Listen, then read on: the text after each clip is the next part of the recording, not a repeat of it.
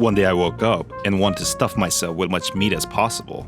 So I went to my favorite steakhouse, Keen's in Midtown. Founded in 1885, it's the third oldest steakhouse in New York after Delmonico's and Old Homestead, but the second oldest if you only count continuously operating restaurants, since Delmonico's has opened and closed more times than the US border has changed policies. The restaurant houses over 50,000 clay smoking pipes, including those belonging to Theodore Roosevelt, Albert Einstein, and JP Morgan. In the late 2024, it was sold for $30 million, yet fortunately, diners report that the legendary quality remains intact. Everything here is amazing, but I always get the mutton chop and the prime rib. The mutton chop is cooked from a saddle cut of the older lamb. Post-World War II, they started using lamb rather than true mutton. But don't let that fool you. It's still massive, rich, and unbelievably indulgent. Broiled at high heat, it develops a crispy, seared exterior that locks in the juicy, gamey interior. They serve it with mint jelly and sautéed escarole. There aren't many things in life that are as satisfying as their King's Cut prime rib.